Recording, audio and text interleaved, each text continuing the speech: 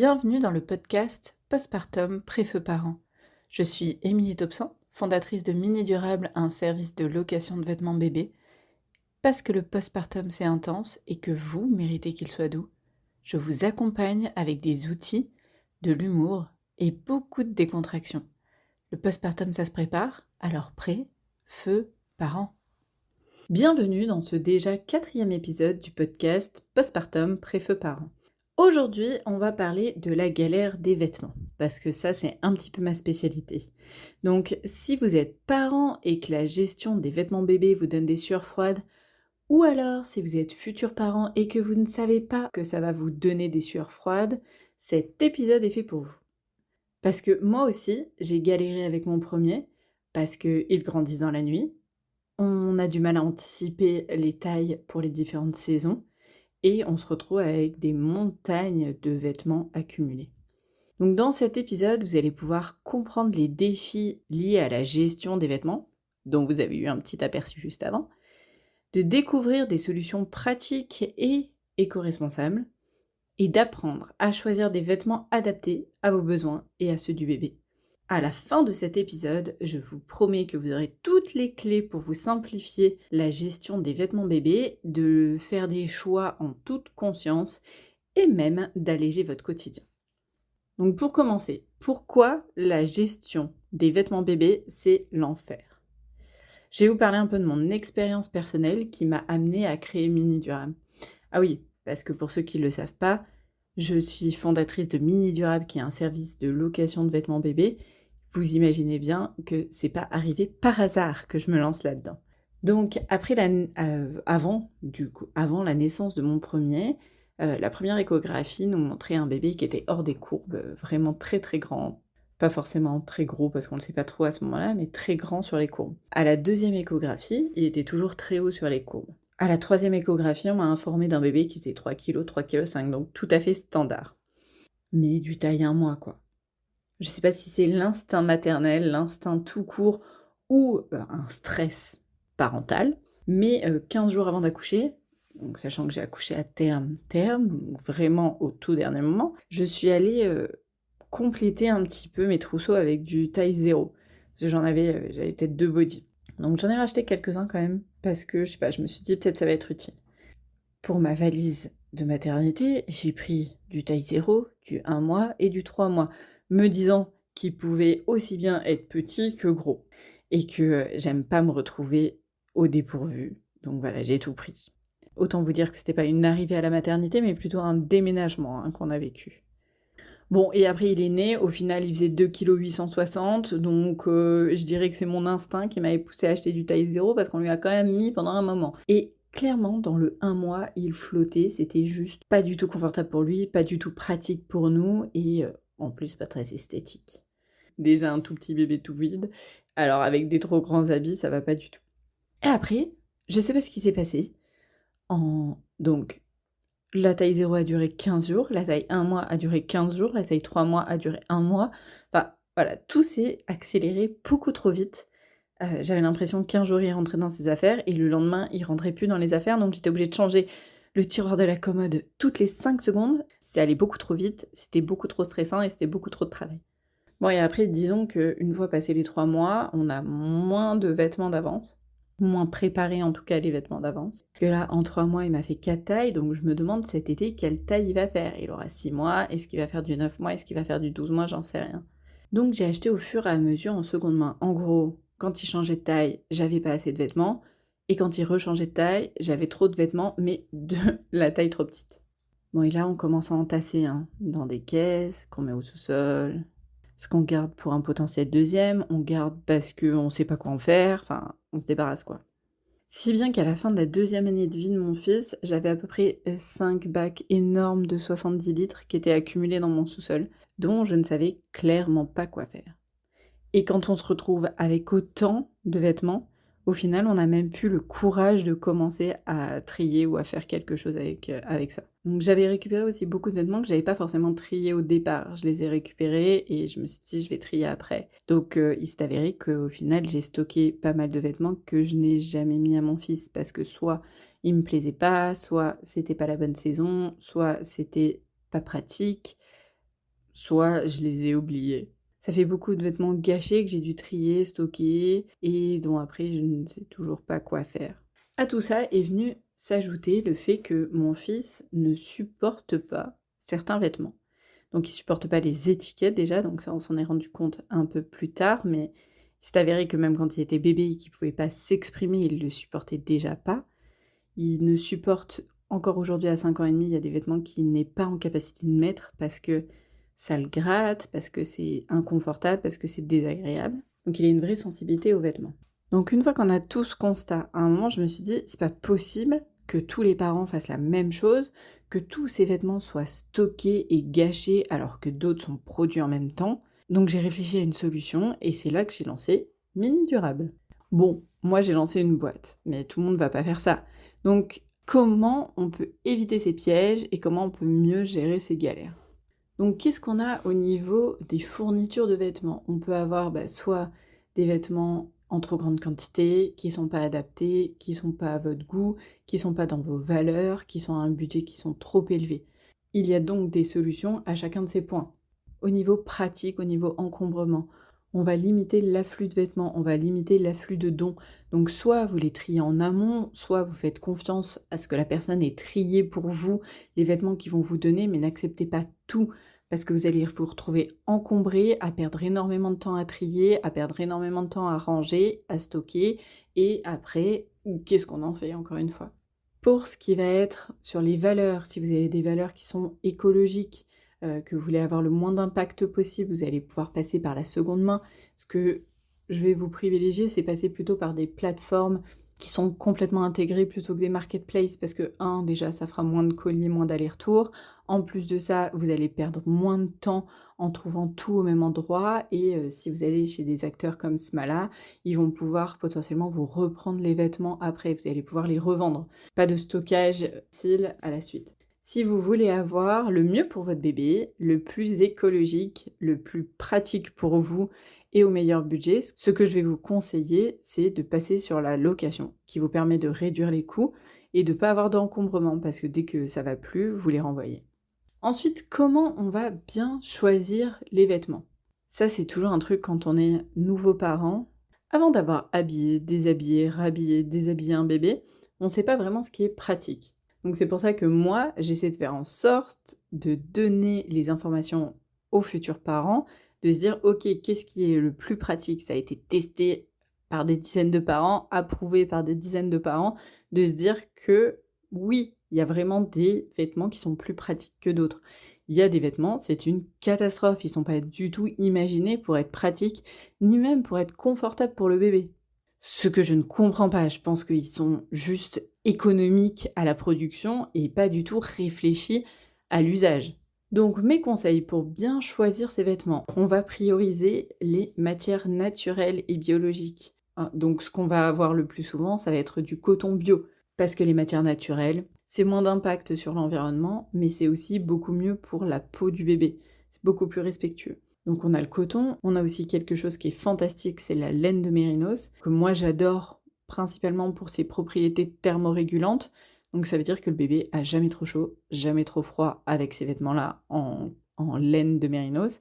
Et en plus de ça, contrairement à la laine traditionnelle, la laine de mouton, on va avoir une laine qui est très douce, qui irrite pas du tout la peau. Donc c'est tous les bienfaits de la laine sans les inconvénients de celle-ci. On va aussi faire attention de ne pas acheter des vêtements fast fashion, hyper fast fashion. Je ne sais pas si vous avez suivi, mais récemment, on a quand même eu quelques scandales sur la présence de produits toxiques, de perturbateurs endocriniens dans les vêtements pour les enfants, pour les bébés. Donc faire très attention quand même où on se fournit en termes de vêtements. Donc même si vous n'allez pas sur du bio, à ce moment-là, privilégiez la seconde main qui a été déjà lavée et relavée, ce qui fait que ça a vraiment éliminé tous les produits toxiques qui pouvaient être présents. Mais n'allez surtout pas sur de la fast fashion ou de l'hyper fast fashion pour les enfants. Ensuite, pour leur confort, on va aussi opter pour des vêtements qui n'ont pas d'étiquette et qui ont des coutures douces et pas irritantes. Donc, comment on sait que les coutures sont douces? C'est si elles sont en fil de coton. En fait, vous allez pouvoir voir normalement sur la composition des étiquettes, est-ce que le vêtement est 100% en coton et est-ce que le fil est 100% en coton.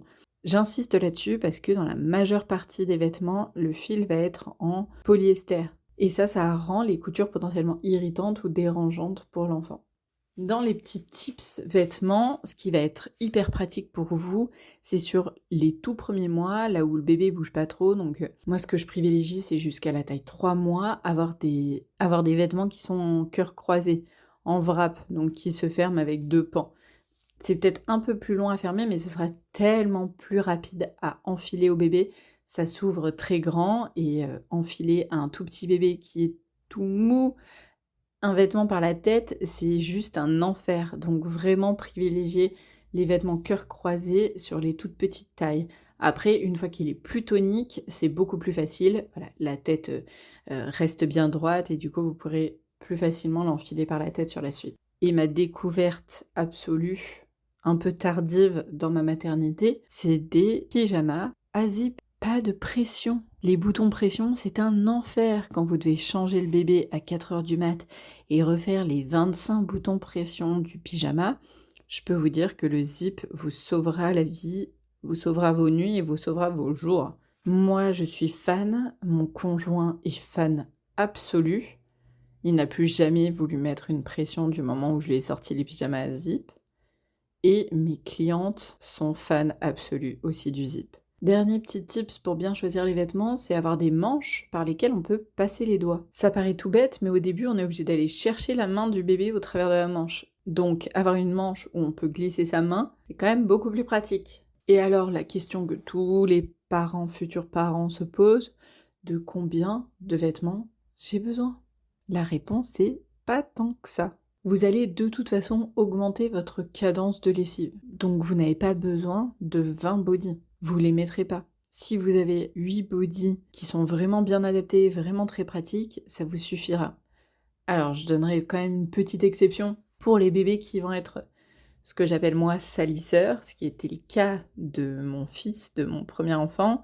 Il régurgitait beaucoup et donc je le changeais potentiellement 3 fois par jour.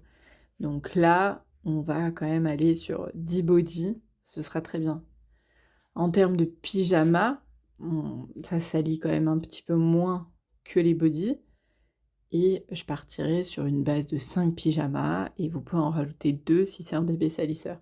De toute façon, vous ferez les lessives entre-temps, vous allez faire une lessive toutes les 2 jours, donc vos vêtements, ils reviendront et ils seront toujours propres, vous aurez toujours le bon nombre de vêtements. Dites-vous que tout vêtement superflu, c'est du temps en plus pour sa gestion. Donc plus vous en aurez, plus vous allez passer de temps à les acheter, à les trier, à les ranger, à les stocker. Plus ça va aussi faire du stock chez vous et vous allez accumuler des vêtements que vous n'aurez pas mis. Donc c'est un impact budgétaire, un impact écologique et un impact sur la place que vous allez devoir allouer à ces vêtements qui ne vous ont servi à rien. Donc avec tout ça, vous savez maintenant comment bien choisir un vêtement, quels sont les petits tips intéressants à avoir quand on n'a pas encore habillé d'enfant, combien de vêtements vous allez avoir besoin et comment se procurer ces vêtements en fonction de ce que vous cherchez à avoir et en fonction de votre mode de vie. Vous savez le bon nombre de vêtements qu'il faut, environ 8 bodys et 5 pyjamas, et vous savez comment vous procurer les vêtements sur de la seconde main, sur des plateformes intégrées de seconde main, chez des marques éco-responsables, en limitant les dons, ou alors pour se faciliter la vie en passant à la location. Mais je vous ai pas encore tout dit sur les vêtements, parce que les vêtements ont un impact sur le développement de la motricité des bébés. D'ailleurs, c'est l'objet d'un atelier que j'ai créé en partenariat avec Manon, qui est psychomotricienne, dans lequel nous avons souligné plusieurs points sur l'impact des vêtements sur la motricité de l'enfant. Donc ça a un impact notamment sur son autonomie. Et oui, les vêtements peuvent favoriser l'autonomie des bébés ou des enfants plus grands. Parce que dès qu'ils sont tout petits, au moment du change, vous allez leur parler, leur expliquer ce que vous faites et leur expliquer ce que potentiellement ils doivent faire eux-mêmes pour s'habiller. Ça va développer leur autonomie pour plus tard s'habiller, pour plus tard participer à l'habillage avec vous. Pour que les vêtements puissent favoriser l'autonomie, ils doivent être le plus simples possible. Pas d'enfilage complexe, pas de fermeture complexe, et à ce moment-là, bébé pourra participer. En fonction de ses capacités et du développement de ses capacités, il pourra participer lui-même à son habillage jusqu'à être complètement autonome dans l'habillage. Ensuite, et pas des moindres, le vêtement va favoriser le mouvement, bien évidemment. Mais pour qu'il favorise le mouvement, il faut qu'il soit assez large, il faut que le bébé puisse bouger à l'intérieur, il ne faut pas que ce soit trop serré. Au niveau de la taille, ça doit être un élastique qui est assez large, ça ne doit pas coller, ça ne doit pas être trop rigide. Les jeans pour les bébés, c'est une catastrophe parce que ça va vraiment empêcher le mouvement. Tout ce qui va être salopette, en fait, ça va restreindre les mouvements du bébé et du coup les empêcher. Tout ce qui va être robe pour les petites filles, elles vont se prendre les genoux dedans quand elles vont commencer à vouloir ramper, quand elles vont commencer à vouloir marcher à quatre pattes ou se mettre debout. Ça va vraiment empêcher le mouvement, ça va les empêcher de se développer. Parce que quand on marche sur une robe, on ne peut pas se relever et du coup le mouvement est bloqué. Ensuite, et ça on n'y pense pas forcément, la sensation va être aussi un vecteur de motricité. Parce que si on se sent mal dans nos vêtements, on va être un peu paralysé. En fait, surtout au niveau des bébés, ils ont quand même pas une capacité comme nous d'éluder certaines choses ou de passer outre. S'ils sont pas bien, ils sont pas bien et du coup, ils ne vont pas aller faire d'autres mouvements. Si ils ont un vêtement qui les gratte, ils vont rester focusés sur ce vêtement qui les gratte, ils vont potentiellement pleurer et donc ils ne seront pas dans le mouvement, dans la découverte et dans autre chose. Cette sensation désagréable va être un vrai frein à la motricité de l'enfant. Donc ce qu'on va privilégier, c'est comme ce que je vous disais plus tôt, pas d'étiquette, des coutures douces, des vêtements qui sont agréables, des vêtements qui sont confortables. Ensuite, pour favoriser la motricité de l'enfant, il faut que le vêtement accompagne l'équilibre de l'enfant. Et cet équilibre va principalement passer par les pieds. On va privilégier d'avoir des pieds nus. Et ce, dès les premiers mouvements, parce que c'est avec ça qu'ils vont pouvoir sentir le sol, sentir comment bouger, pouvoir s'accrocher, ça glisse pas, donc c'est comme ça qu'ils vont pouvoir se retourner, ramper, marcher à quatre pattes, se mettre debout, etc. Et donc les pieds nus, c'est hyper important pour qu'ils aient le contact avec le sol, pour qu'ils aient la préhension et pour qu'ils puissent trouver facilement leur équilibre et ensuite pas glisser, etc. Petit point, on fera aussi attention à ce que les vêtements laissent bébé en sécurité. Ça rejoint un petit peu le point précédent avec les pieds. S'ils ont des pieds nus, ils glissent moins que s'ils ont des chaussettes. Pour les robes aussi, c'est aussi un facteur pour qu'ils puissent tomber et potentiellement se faire mal. Dans la sécurité, on privilégiera aussi pour la nuit d'avoir des gigoteuses qui sont à la bonne taille, permettant d'avoir assez de place pour que bébé puisse bouger ses jambes. Sinon, c'est des risques aussi du développement au niveau des hanches de l'enfant, développement au niveau de sa croissance et de sa motricité. Et on évitera, évidemment, je dis évidemment parce que pour moi c'est une évidence, mais je suis pas sûre que ce soit une évidence pour tout le monde, on évitera tout ce qui va être couette, tout ce qui va être drap, tout ce qui va être oreiller et doudou dans le lit, parce que ça c'est hyper dangereux. Voilà à quoi sert la gigoteuse. Donc aussi bien en termes de motricité que de sécurité. Ensuite, sur la sécurité, on fera attention à ce que les vêtements ne soient pas trop serrés au cou, qu'il n'y ait pas de grandes bavettes aussi qui puissent venir se coller sur le visage de l'enfant, surtout quand ils sont tout petits, où ils n'ont pas encore la capacité de se dégager par eux-mêmes, et ce qui peut créer un inconfort, voire une insécurité. Et au final, ce qui va compter, c'est le confort général de l'enfant. Il va pouvoir bien se développer si, d'une manière générale, il est confortable, donc que ses vêtements accompagnent son mouvement. En fait, ça reste très basique, ça reste très logique. Donc on va privilégier de le mettre en jogging, en legging, etc. Donc ce qui n'est pas forcément le plus beau, mais en attendant, c'est ce qui sera le plus pratique. Pour l'anecdote, quand j'ai eu mon premier enfant et qu'on m'a annoncé que c'était un petit garçon, je me suis dit, dans ma tête, je me suis fait « Oh, je pourrais pas lui mettre de robe !» Bon, et après, par joie, ma deuxième était une fille, et je ne lui mets jamais de robe. Parce que c'est pas pratique, pas confortable, c'est pas bon pour le mouvement, c'est pas bon pour l'équilibre, c'est pas bon pour son autonomie, tout ça quoi. Mais bon, encore une fois, quand on dit jamais, c'est pas jamais, c'est au quotidien, il faut privilégier tout ce qui va favoriser la motricité et l'autonomie. Mais quand c'est la fête, on peut très bien les habiller, on peut, pour des photos, pour aller voir les grands-parents ou les choses comme ça, on a le droit d'aimer bien habiller son bébé. Il faut juste privilégier son confort avant de privilégier le vêtement.